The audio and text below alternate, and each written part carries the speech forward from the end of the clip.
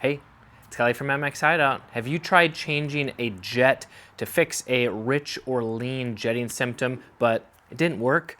Maybe it made very little difference, or you didn't notice a difference at all. From my 15 years of carb tuning experience, it's usually one of three problems. But the first mistake that people often make when I ask people what they do, like what's their plan of attack to fix their jetting problem, is they're just guessing and hoping that whatever they change next, whether it's the pilot jet or the main jet, is going to fix the problem. But this can get confusing really quickly because you don't know what's causing the problem or where it's coming from.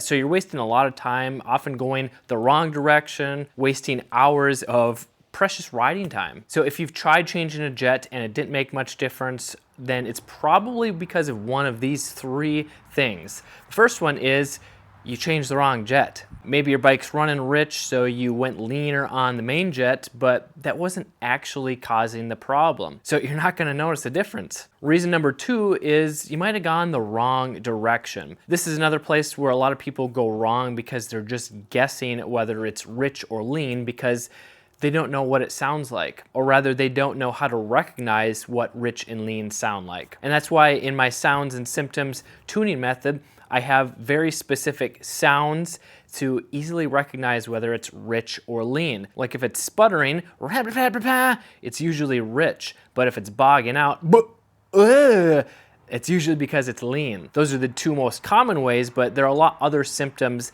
that you can notice if you just listen and feel that will tell you if it's rich or lean. And then problem number three is you might not have made a big enough change.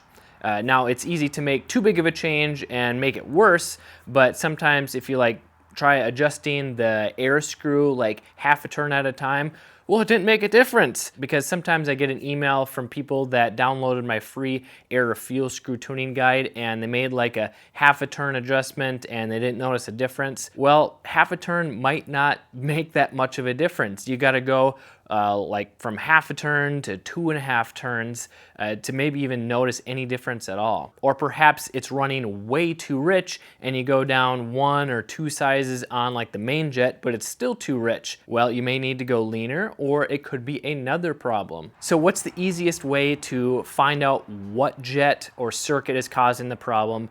How to tell if it's rich or lean, and then actually fix the problem? In my Jetting Made Easy program, I have it narrowed down to 3 simple steps to quickly troubleshoot problems. One is ruling out the simple stuff. This could be something as simple as leaving the choke on, having a dirty air filter, just ruling out all the simple stuff that you can check really quickly.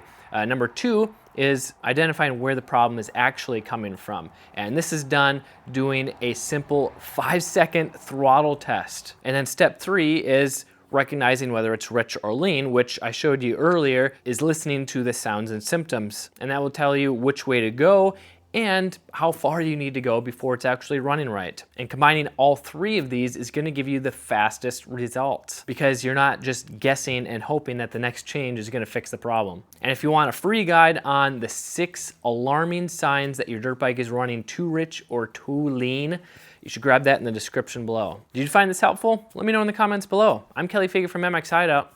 Ride safe. Have fun.